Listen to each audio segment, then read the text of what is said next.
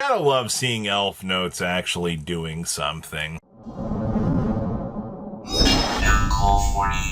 Make sure you guys smash the living crap out of that subscribe button so you guys don't miss out on more content. So we're going to be digging into the 28th Koi Championship today, and there is some interesting little bits and pieces to this event because we had a lot of Mitsurugi present for this event.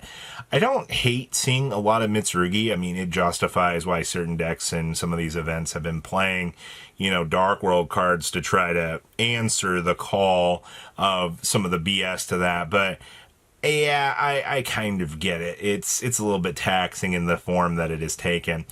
We do have two Elf Note lists. Now, Elf Note and the Power Patron upgrades that they got have expanded the Synchro library quite a lot. I mean, what, you've got Cool Tunes and you've got Elf Notes, two very big challengers, which, by the way, we did have two Elf Notes and two Cool Tunes within the top cut of this event, which has become a pretty common thing right now, that the Synchro Toolbox has really been doing well. And the fact that Konami was able to design different boss monsters for Cool Tunes to be able to use, I think was one of the saving graces that we've had for, you know, the developments for this deck. You can't have everything relying on the same generic BS package, but I think it's really cool just to see the slight differences that some of these lists are being discussed and analyzed with. So, okay.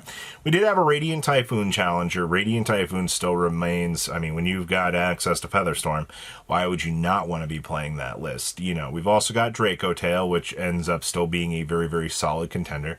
Vanquish Soul's still lurking in the back and is still doing pretty decent as well. And we did have a Sky Striker challenger. Sky Striker still, even with all of the tools that it's got, it's been holding on to its rogue status for quite some time, and I think the deck is doing wonderful at that. Let's pass on over to those deck lists. Starting things off here with Cool Tune, we've got triple Mind Crush down here in the side deck. I don't know who thought this up as one of the craziest ideas that you could bring to the table, but good job, honestly. That's very refreshing. I see we've also got a Rise Heart in the side deck, or in the extra deck. The fact that you could technically hard make that into a certain matchup is kind of stupid to think about, honestly. You've also got, I see we have some life point modifiers in the form of the hand trap that we've seen pop up in Chainburn. That's interesting. We have the Seas down here. Yeah, this deck feels very customized for what it needs to do. Next up here, we have more Cool Tunes. Now, this feels a little bit more streamlined, right? Like, you got the Solemns in the side deck. You have the Frilled Releases in the main deck to be able to hand trap the opponent. You've also got Effect Veiler. Veiler being a hand trap again, I think is pretty interesting. And it does show some of the overall interactions that this format has kind of developed towards. Also, I mean, your extra deck is pretty much tailored to be the pile that is meant to slow down the meta so you can actually play the game. And I mean, that's just going to be Cool Tune in a nutshell. So two of those right off the bat's interesting. Next up, we have Radiant Typhoon really pulling this up. Now, this list is playing one of the Light Sworn monsters, and we're playing one of the fan resonators in here too. What are we? I guess this duel is just wanted to try to get a little bit more creative, or, you know, it's meant to help maybe speed up the process to get to the Djinn. I'm also pretty sure that that Light Swarm monster is a Light Fiend monster, so you can actually use it to turbo into the Fiendsmith stuff, so you can do your thing. I also see that we're playing the mini Halki Fibrax in here as well. What a pile of ideas. Next up here, we have Draco Tale. Now, Draco Tale still being the incarnation that it is. I mean, you've got the triple spoon in the deck, so you can basically go fetch. You're still using the Borreload Savage as your inboard piece, but because the OCG does have more tools than what the TCG has, you do have the Sword Soul Synchro being one of those further pieces that you can access to kind of set up to create that inboard piece, which is one thing that I will give this deck. Having that key difference does kind of help you out when creating a very extra helpful thing. If not, it's just Ecclesia and go. Next up is our Sky Striker Challenger. Now, Striker, is playing double crown. I do not hate having the crown is hit or miss in the deck. I'm gonna be honest with you. I can go without the crown. I sometimes like the crown. You also do get to see the extra pieces that they have, you know, having access to the Phantom, Link 1. You also do get to play the additional Sky Striker Link 2 in here, which can actually create some clearing of boards as well, which is actually kind of nice. We'll talk a little bit more about that, I mean, when we get closer to getting Sky Striker support later on in the year, but I'm excited for that. Next up, we have more Mitsurugi with the Harmonium hand trap, and you know, the fact that this deck has exactly 6 synchros that it wants to be able to reveal, one of them being the Herald that you can toss out, which ends up just being a starter piece for this deck. It's so ridiculous that, you know, a deck like Mitsurugi looked at that card and said, oh, I can just slot this on into my deck. You know, this deck has gotten so much custom support recently, especially with the triple demise. And now you're telling me leaving Herald alone just upped this deck's game like 8-fold. Yes. Next up, we have Rizel Mitsurugi. Finally, an interesting idea. Playing triple Ame with the 1 Murakumo, I feel like, is fine. We do have the Banshee to go search. Remember, the OCG still has access to King of the Feral Imps for whatever reason.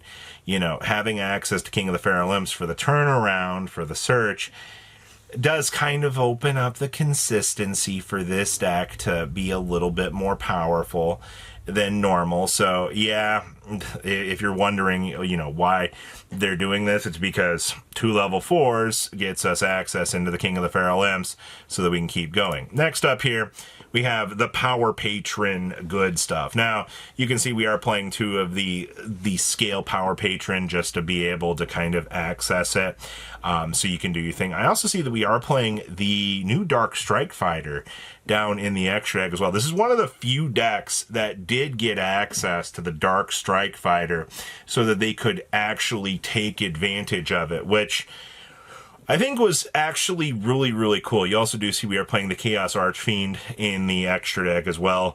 And the fact that, you know, you've got the Fallen and Virtuous package to be able to fling at your opponent makes this deck a whole lot better as well.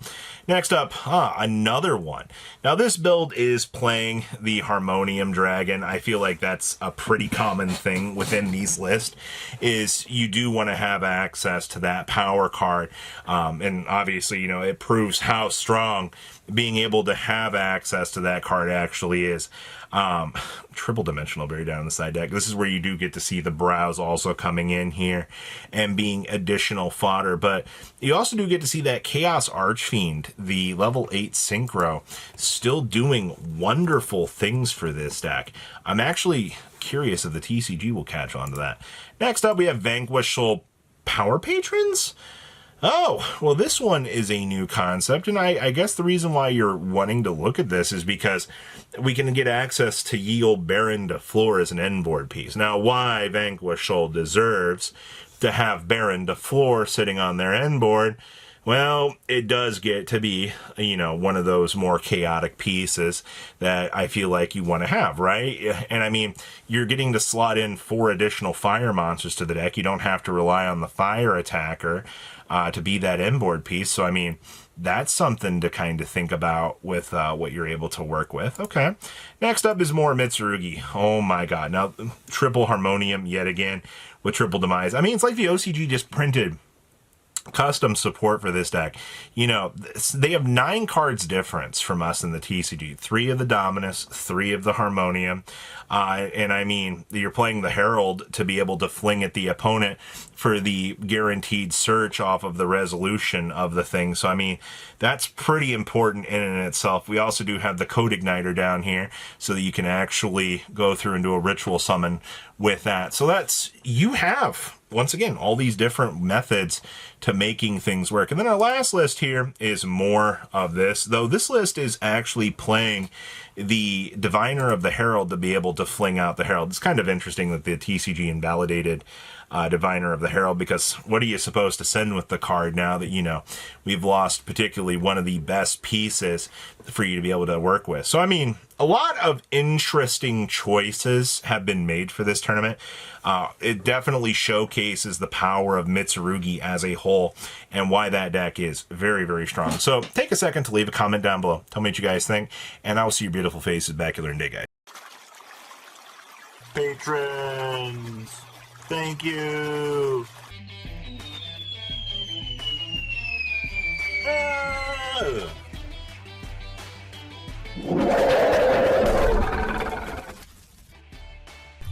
Thank you so much for watching. Check out these other videos.